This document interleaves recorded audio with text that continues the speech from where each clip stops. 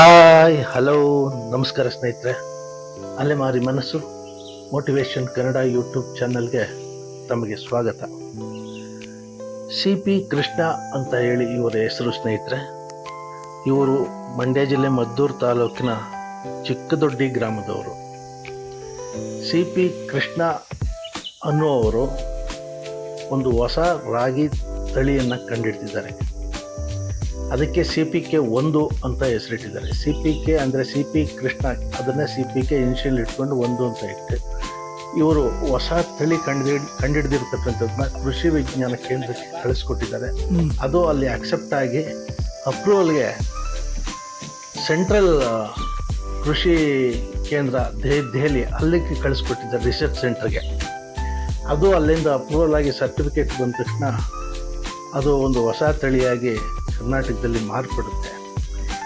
ಇವರು ಏನು ಅಂಥ ದೊಡ್ಡ ವಿದ್ಯಾವಂತರಲ್ಲದೆ ಇದ್ದರೂ ಕೂಡ ರೈತರಾಗಿ ತಮ್ಮ ತಾಕಿನಲ್ಲಿ ಹೊಲಗದ್ದೆಗಳಲ್ಲಿ ಪ್ರಯೋಗಶೀಲತೆಯನ್ನು ಬೆಳೆಸ್ಕೊಂಡು ಬಂದಿದ್ದಾರೆ.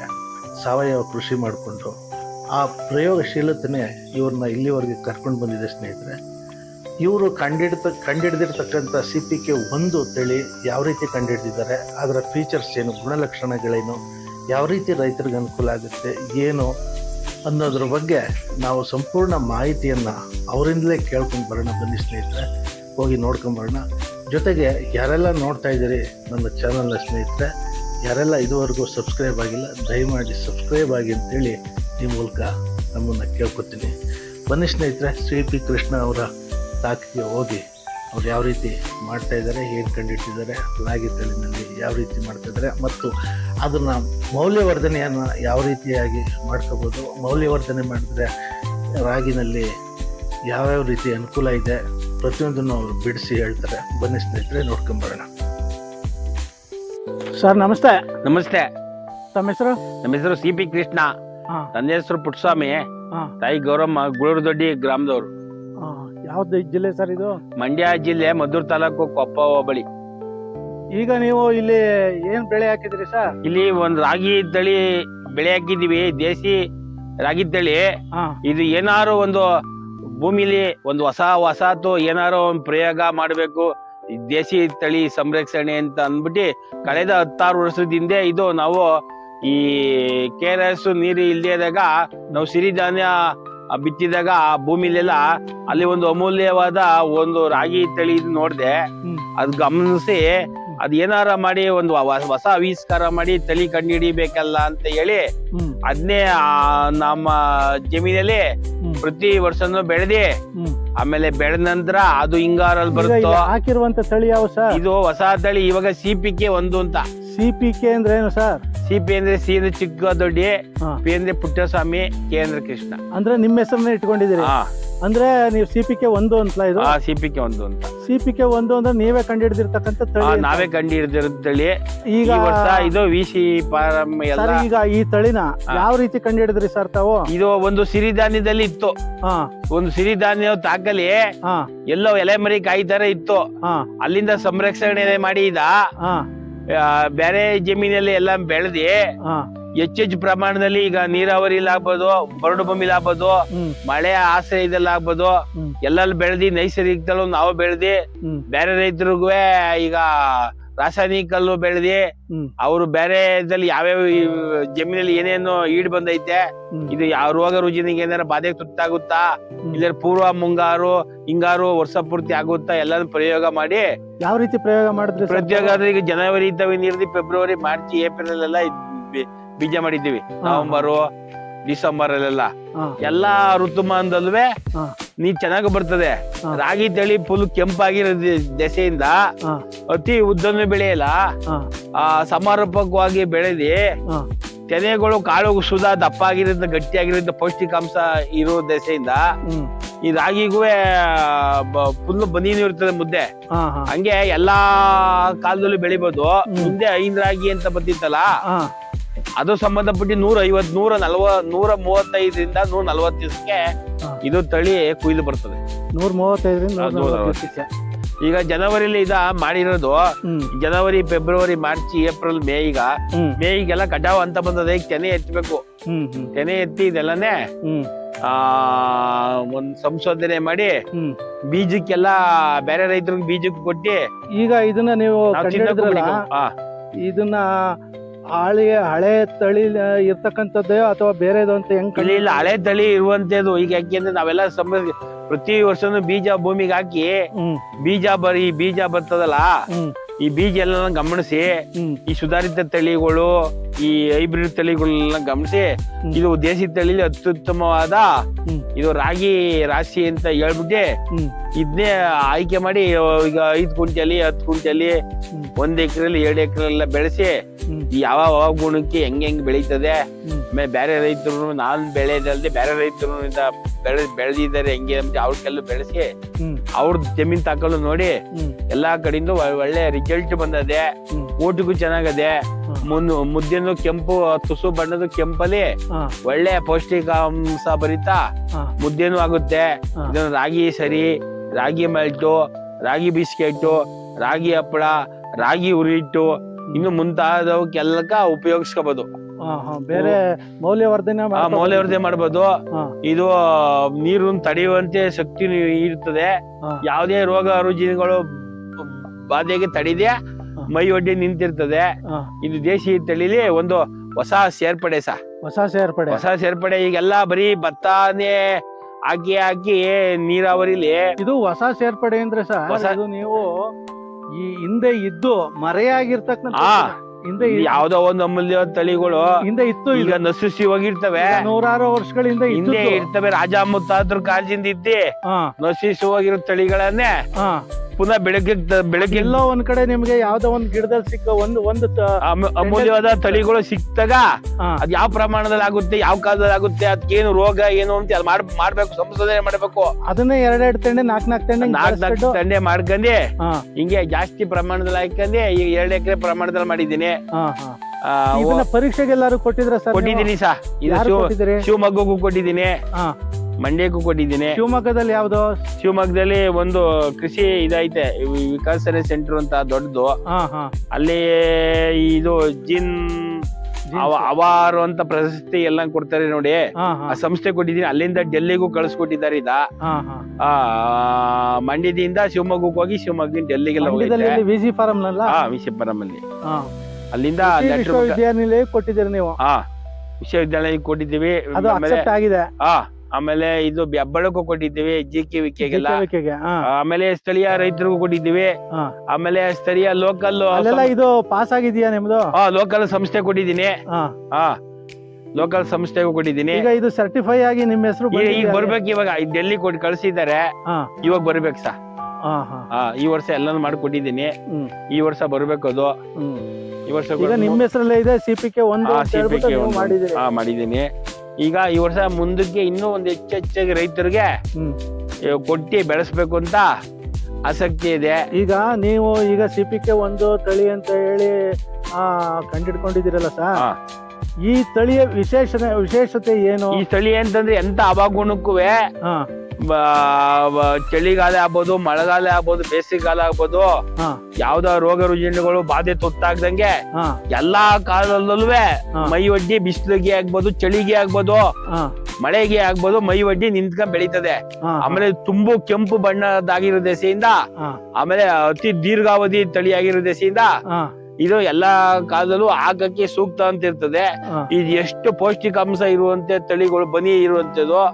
ಆಮೇಲೆ ಈಗ ಸಿರಿಧಾನ್ಯಕ್ಕೆ ಸಂಬಂಧಪಟ್ಟಿರೋ ದೆಸೆಯಿಂದ ರಾಗಿಗಳ ನೀವು ಯಾವ್ದೇ ಊಟ ರೂಪದಲ್ಲಿ ಆಗಲಿ, ಗಂಜಿ ರೂಪದಲ್ಲಿ ಆಗ್ಬೋದು, ರೊಟ್ಟಿ ರೂಪದಲ್ಲಿ ಆಗ್ಬೋದು, ಯಾವ್ದೇ ಒಂದು ಬಿಸ್ಕೆಟ್ ರೂಪದಲ್ಲಿ ಆಗ್ಬೋದು, ತಿಂದಾಗ ಶರೀರದಲ್ಲಿರುವ ರೋಗ ರುಜಿನ ಶಕ್ತಿಗಳು ಜಾಸ್ತಿ ಹೆಚ್ಚಿಸ್ತದೆ.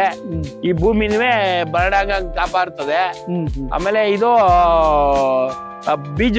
ರೈತರು ಬೀಜಕ್ಕೂ ಮಡಿಕೋಬಹುದು. ಹುಲ್ಲು ಸುಧಾರಿತ ಹುಲ್ಲು ಸಾಕಷ್ಟು ಹುಲ್ಲು ಆಗುತ್ತೆ. ರಾಗಿನೂ ಮಾಮೂಲಿ ಸುಧಾರಿತ ತಳಿಗೂ ಇದು ಎಲ್ಲಾ ಕಾಲದಲ್ಲೂ ಹಾಕ್ಬೋದ ಹೈಬ್ರಿಡ್ ತಳಿಗೂ ಹೋಲಿಕೆ ಮಾಡಿದ್ರೆ ಸರಿ ಸಮಾನವಾಗಿ ಹಾ. ಇಳುವರಿನೂ ಅಷ್ಟೇ ಬರುತ್ತೆ. ಇದು ಎಲ್ಲ ಹಿಂಗಾರು ಮುಂಗಾರು ಎಲ್ಲ ಹಾಕ್ಬೋದು, ಎಲ್ಲ ಹಾಕಿ ಪ್ರಯೋಗ ಮಾಡಿ ರೈತರು ಕೊಡ್ತಾ ಇರೋದು. ಈಗ ಇನ್ನೊಂದು ಅಷ್ಟು ರೈತರುಗಳ ಹೆಚ್ಚೆಚ್ಚು ಈ ತಳಿಗೆ ಅವರ ಉಪಯೋಗಿಸೋ ಸಲುವಾಗಿ ಈ ಮುಂದೆ ಆಸಕ್ತಿ ಇರೋ ರೈತರು ಈಗ ಒಂದ್ 5 ಕ್ವಿಂಟಲೇ ಬೆಳಿಲಿ 10 ಕ್ವಿಂಟಲೇ ಬೆಳಿಲಿ ಅವ್ರಿಗೆ ಒಂದ್ ಅರ್ಧ ಕೆಜಿ 1 ಕೆಜಿ ಕೇಳದಷ್ಟ ಬಿತ್ತನೆ ಬೀಜಗಳ ಅವ್ರಿಗೆಲ್ಲ ಉಚಿತವಾಗಿ ಕೊಡದ ಅಂತ ಮಾಡ್ಕೊಂಡಿದ್ದೀನಿ ಸರ್. ಈಗ ಇದು ನೀರ್ ಎಷ್ಟು ನೀರಿನ ಪ್ರಮಾಣ ಎಷ್ಟು ಬೇಕು? ನೀರ್ ಪ್ರೇಮಣಿ ಒಂದ್ 20 ದಿವಸ 25 ದಿವಸಕ್ಕೆಲ್ಲ ನೀರ್ ಕೊಡ್ತಿದ್ವ. ಮುಂಗಾರಲ್ಲಿ ಬರೀ ಮಳೆ ಆಶ್ರಯದಲ್ಲೆಲ್ಲ ಬೆಳೆದಿದ್ದೀವಿ. ನೀರಾವರಿಲಿ ಈ ಯಾವಾಗ ತೆನೆ ಅಂತ ಬರ್ತದೆ ಭೂಮಿಯಿಂದ ತೆನೆ ಅಂತ ಬರಾಗ ಸ್ವಲ್ಪ ನೀರ್ ಕೇಳ್ತದೆ, ಅವಾಗ ನೀರ್ ಕೊಡ್ಬೇಕು. ಮಳೆಗಾಲದಲ್ಲಾದ್ರೆ ಜಾಸ್ತಿ ಬೇಕಾಗಿಲ್ಲ. ಬೇಸಿಗೆಲ್ಲಾದ್ರೆ ತೆನೆ ಅಂತ ಬಂದಾಗ ಸ್ವಲ್ಪ ನೀರ್ ಕೊಡ್ಬೇಕು. ಮುಂಗಾರಲ್ಲಾದ್ರೆ ಪೂರ್ವ ಮುಂಗಾರಲ್ಲಾದ್ರೆ ನೀರು ಸಮಸ್ಯೆ ಇರೋದು. ಈಗ ನೀವು ಬೆಳೆದಿದ್ದೀರಲ್ಲ, ಏನು ಯಾವ್ದಾರು ಗೊಬ್ಬರ ಈಗ ಎರೆ ಗೊಬ್ಬರ ಕೊಟ್ಟಿದ್ದು ನಮ್ದೇ ಜೀವಾಮೃತ ಗಂಜದು ಅವು ಸೇರ್ಸಿದ್ದು ಹಸಿರಲ್ಲಿ ಗೊಬ್ಬರ ಸೇರ್ಸಿದ್ ಬಿಟ್ರೆ ಯಾವುದೇ ವಿಧವಾದ ಕೆಮಿಕಲ್ ಗೊಬ್ಬರ ಯಾವ್ದು ಕೊಟ್ಟಿಲ್ಲ. ಯಾವ್ದು ಕೊಟ್ಟಿಲ್ಲ, ಕೆಮಿಕಲ್ ಯಾವ್ದು ಕೊಟ್ಟಿಲ್ಲ. ಕೆಮಿಕಲ್ ಕೊಡದೇನೆ ರಾಗಿ ಚೆನ್ನಾಗಿ ಬರ್ತದೆ. ಅದೇನ್ ಗೊತ್ತಾ, ಪ್ರಯೋಗ ಮಾಡ್ಬೇಕು, ಮರಳಿ ಪ್ರಯತ್ನ ಮಾಡುವಂತಂದ್ಬಿಟ್ಟು ಮೊದಲನೇ ವರ್ಷ 2ನೇ ವರ್ಷ ಹಂತವಾಗಿ ಭೂಮಿಲಿ ಫಲವತ್ತತೆ ಜಾಸ್ತಿ ಆದಂಗೆಲ್ಲ ರಾಗಿ ಫಸಲು ರಾಗಿದು ಇಳುವರಿ ಎಲ್ಲ ಜಾಸ್ತಿ ಆಗುತ್ತಾ ಹೋಗುತ್ತೆ. ಭೂಮಿಲಿ ಚೆನ್ನಾಗಿ ಆಗುತ್ತೆ, ರಾಗಿನ ಪೌಷ್ಟಿಕಾಂಶ ಇರುತ್ತೆ, ಜಾಸ್ತಿ ಆಗುತ್ತೆ, ಇಳುವರಿ ಜಾಸ್ತಿ ಆಗುತ್ತಾ ಇರ್ತದೆ. ಮೊದಲನೇ ವರ್ಷನೇ ಇಳುವರಿ ಜಾಸ್ತಿ ಬೇಕು ಅಂತಂದ್ರೆ ಆಗಲ್ಲ. ದೇಶಿ ತಳಿನೂ ಆಗ್ಬೇಕು, ನಾವ್ ಬೆಳೆದಿರೋದು ನೈಸರ್ಗಿಕನೂ ಆಗ್ಬೇಕು, ಭೂಮಿನೂ ನೈಸರ್ಗಿಕ ಅಳವಡಿಸ್ತಂದಾಗ ಪ್ರತಿ ವರ್ಷನೂ ಇಂಪ್ರೂವ್ ಆಗುತ್ತದೆ.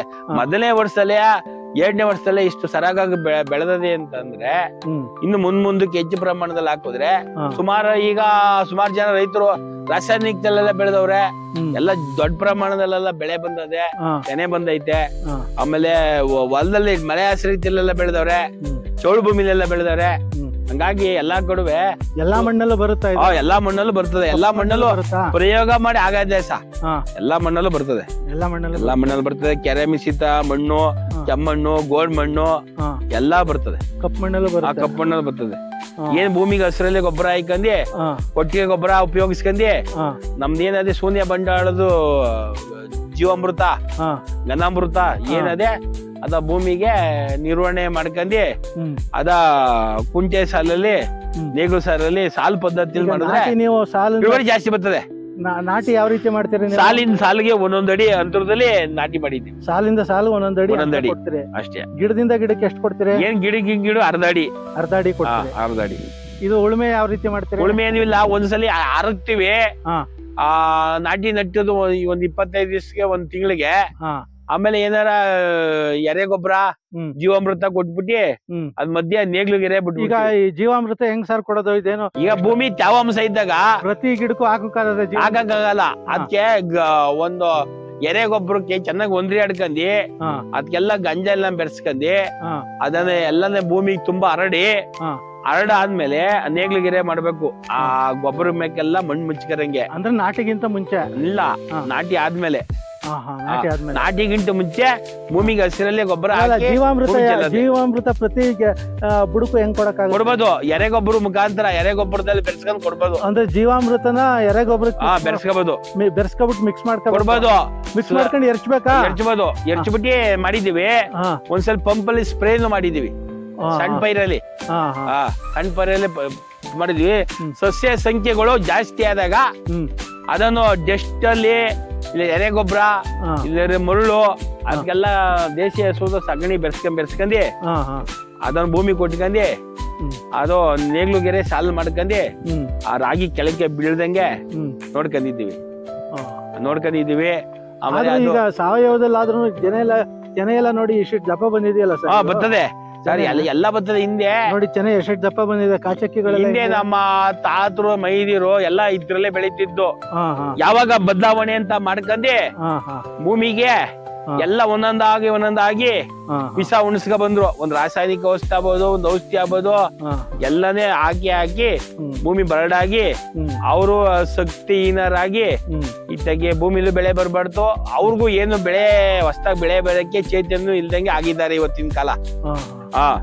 ಈಗ ಕಡಿಮೆ ನೀರಲ್ಲಿ ಹ್ಮ್ ಯಾವುದೇ ರೋಗ ಬಾಧಕ ತುತ್ತಾಗದಂಗೆ ಶೂನ್ಯ ಬಂಡವಾಳದಲ್ಲಿ ರಾಗಿ ಬೆಳೆದ್ರೆ ಇದು ಬೀಜಕಾರ ಮಾರ್ಕೋಬಹುದು ಲಾಭಕ್ಕೆ. ಹ್ಮ್ ತಿನ್ನೋ ಕಾರು ಈಗ ನೈಸರ್ಗಿಕ ಅಂದ್ಮೇಲೆ ಯಾರು ಒಂದ್ 20% ಹೆಚ್ಚಾಗಿ ದುಡ್ಡು ಕೊಟ್ಟು ತಗರೋರು ಸುಮಾರು ಜನ ಇದ್ದಾರೆ ಹಾ ರಾಗಿ ಬೇಕು ನಮ್ಗೆ, ನೈಸರ್ಗಿಕದಲ್ಲಿ ಬೆಳೆದಿರೋ ರಾಗಿ ಬೇಕು, ಆಮೇಲೆ ಹೊಸ ಆವಿಷ್ಕಾರ ಮಾಡಿರೋದು ಹೊಸ ತಳಿ ರಾಗಿ ಕಂಡು ಹಿಡಿದಿರೋದು ರಾಗಿ ಬೇಕು, ಆಮೇಲೆ ದೀರ್ಘಾವಧಿ ಬೆಳೆಯುವಂತೆ ರಾಗಿ ಬೇಕು ಅಂತ ಸುಮಾರು ಜನ ಕೇಳಿದ್ದಾರೆ.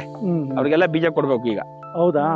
ಈಗ ಇದು ನೀವು ಮಾರಾಟ ಮಾಡಂಗಿಲ್ಲ, ಬರೀ ಬಿತ್ತನೆ ಕೊಡೋಕೆ ಬಿತ್ತನೆಗೂ ಕೊಡ್ತೀವಿ. ಈ ಉಳಿದೆಲ್ಲನೇ ಫಸ್ಟ್ ಇದ ಬೀಜ ಸಂರಕ್ಷಣೆಗೆ ಆದ್ಯತೆ ಕೊಡ್ತೀವಿ. ಬೆಳೆಯುವಂತ ರೈತರಿಗೆ ಆದ್ಯತೆ ಕೊಡ್ತೀವಿ. ಆಮೇಲೆ ಊಟಕ್ಕೋ ಏನ್ ಬೇಕೋ ಆಮೇಲೆ ಮಾಡ್ಕತ್ತೀವಿ. ಈ ತರ ರಾಗಿ ಉರಿ ಹಿಟ್ಟು ಮಾಡ್ಕತ್ತೀವಿ, ರಾಗಿ ಮಾಲ್ಟು, ಈ ತರ ಉಪಕಸುಬು. ಈಗ ರಾಗಿ ಉರಿ ಹಿಟ್ಟು ಮಾಡಿದ್ರೆ ರಾಗಿ 1 kg ರಾಗಿಯ 50 ರೂಪಾಯಿನಲ್ಲಿ 40-50 ರೂಪಾಯಿನಲ್ಲಿ ಕೊಡೋದ್ಕಿಂತ ಉರಿ ಹಿಟ್ಟು ಮಾಡಿದ್ರೆ 1 kg ರಾಗಿ ಉರಿ ಹಿಟ್ಟಲ್ಲಿ 100 ರೂಪಾಯಿ ಲಾಭ ಆಗುತ್ತೆ ಕೆಜಿಗೆ. ತಗರರು ಈ ಆರ್ಗಾನಿಕ್ ಮಳಿಗೆಗಳು, ಈ ಸಂಘ ಸಂಸ್ಥೆಗಳು, ಸುಮಾರು ರಾಗಿ ಮಾಲ್ಟ್ ಕೇಳೋರು ಸುಮಾರು ಜನ ಇದ್ದಾರೆ. ಈಗ ಈ ರಾಗಿ ಬೆಳೆಯುವಂತ ರೈತರಿಗೆ ವಿಶೇಷವಾಗಿ ಏನ್ ಹೇಳಕ್ ಇಷ್ಟಪಡ್ತೀರಿ? ಈಗ ಅದೇ ರಾಗಿ ಬೆಳೆಯುವಂತ ರೈತರಿಗೆ ಭೂಮಿಯ ವಿಷಾಮ ಮಾಡ್ದಂಗೆ ನಮ್ಮಲ್ಲಿರೋ ಸಂಪನ್ಮೂಲಗಳ ಪುನರ್ಕರಿಸ್ಕೊಂಡಿ ಹಸಿರಲ್ಲಿ ಗೊಬ್ಬರ ಆಗ್ಬೋದು, ಒಂದ್ ಗರಿ, ಒಂದ್ ಗೊದ್ಮಟ್ಟೆ, ಒಂದು ಅಣುಗೋಗಿರೋ ತರಗೆ ಆಗ್ಬೋದು, ಭೂಮಿಲಿ ಎಲ್ಲ ಮಲ್ಚಿಂಗ್ ಮಾಡ್ಕೊಂಡಿ ನಮ್ದೇ ದೇಶಿ ತಳಿ ರಾಗಿಗಳ ಯಾವ್ದೇ ಬೀಜ ಸಂಸ್ಥೆಗೆ ಹೋಗ್ದಂಗೆ ರೈತರೇ ತಾಕಲ್ಲಿ ಬೆಳೆದಿರ್ಬೋದು, ಅವ್ರ ಹತ್ರ ಯಾವ್ದೋ ಅಮೂಲ್ಯ ತಳಿಗಳ ಆಗ್ಬೋದು. ಆ ರೈತರು ದೇಶಿ ತಳಿಗಳ ಸಂರಕ್ಷಣೆ ಮಾಡ್ಕೊಂಡಿ ಭೂಮಿಗೆ ಬಿತ್ತನೆ ಮಾಡ್ಕೊಂಡಿದ್ರೆ ಭೂಮಿನೂ ಚೆನ್ನಾಗಿರ್ತದೆ. ನಾವು ದೇಸಿ ಬೀಜ ಉಳಿಸ್ತು ಅಂತ ನಮ್ಗೂ ಎದೆ ತಟ್ಟಿ ಬೇರೆ ರೈತರಿಗೂ ಹೇಳ್ಬೋದು. ಆಮೇಲೆ ಈ ಭೂಮಿ ಫಲವತ್ತತೆ ಕಾಪಾಡೋದು, ಪೌಷ್ಟಿಕಾಂಶನೂ ದೇಸಿ ತಳಿಲಿ ಅಧಿಕ ಆಗಿರ್ತವೆ. ಸರಿ ಸರ್, ಧನ್ಯವಾದಗಳು ಸರ್. ಧನ್ಯವಾದಗಳು. ಆಮೇಲೆ ರಾಗಿ ಯಾಕೆಂದ್ರೆ ಇವತ್ತಿನ ದಿವಸ ಈ ಭತ್ತಗಳಿವೆಲ್ಲ ನೋಡ್ಕಂದ್ರೆ ರಾಗಿ ಸಿರಿಧಾನ್ಯಕ್ಕೆ ಹೆಚ್ಚು ಬೇಡಿಕೆ ದೆಸೆಯಿಂದ ಇವತ್ತಿನೆಲ್ಲ ಯಾವುದೇ ಕಾಯಿಲೆಗೆ ಏನೇ ಹೋದ್ರು ರಾಗಿ ತಿನ್ನಿ, ಸಿರಿಧಾನ್ಯ ತಿನ್ನಿ ಅನ್ನರೇ ಬರ್ತು. ಯಾವಾಗ್ಲೂ ಭತ್ತ ತಿನ್ನಿ, ಸಕ್ಕರೆ ತಿನ್ನಿ, ಆಳು ಮುಳು ತಿನ್ನಿ ಅಂತ ಯಾರು ಹೇಳಲ್ಲ. ಎಲ್ಲ ಸಿರಿಧಾನ್ಯ ರಾಗಿಗಳು ಹೆಚ್ಚು ಉಪಯೋಗಿಸಿ ಅನ್ನರೇ ಬರ್ತು ಇವತ್ತಿನ ಸಮಾಜದಲ್ಲಿ. ಹಂಗೆ ರೈತ ಬುದ್ಧಿವಂತ ಆಗಿ ಅಲ್ಪ ಸ್ವಲ್ಪ ಇರೋ ಭೂಮಿಲಿ ಹೊಸ ಪ್ರಯೋಗ ಮಾಡ್ಕೊಂಡು ಇವತ್ತು 10 ಗುಂಟೆ 20 ಗುಂಟೆ 30 ಗುಂಟೆ ಅಂತ ಮಾಡ್ಕೊಂಡು ಹೋದ್ರೆ ಭೂಮಿ ಅಳಾಡಿಸ್ಕೊಂಡು ಹೋದ್ರೆ ಪ್ರತಿ ವರ್ಷನೂ ದೇಶಿ ತಳಿಲಿ ನಮ್ದೇ ಆದ ಬಿತ್ತನೆ ಬೀಜದಲ್ಲಿ ನೈಸರ್ಗಿಕದಲ್ಲಿ ರಾಗಿ ಬೆಳಿಬೋದು. ಸರಿ ಸರ್, ಬೆಳಿಬೋದು, ಉತ್ಪಾದನೆ ಮಾಡ್ಬೋದು, ಚೆನ್ನಾಗೂ ಆಗುತ್ತೆ. ರೈತನು ಯಾವುದೇ ಸಾಲ ಸುಳಿ ಸಿಗಾಕ್ದಂಗೆ, ಯಾರ ಬೀಜ ಕಂಪನಿಗೂ ಮರೆ ಹೋಗ್ದಂಗೆ ರೈತ ಅಂತ ಹೇಳ್ಕೊಂಡು ಭೂಮಿನೂ ಚೆನ್ನಾಗಿ ಉಳಿಸ್ಕೊಂಡು ಅವನು ಸಂತೋಷವಾಗಿರ್ಬೋದು ಸರ್. ಧನ್ಯವಾದಗಳು. ಧನ್ಯವಾದಗಳು ಸರ್.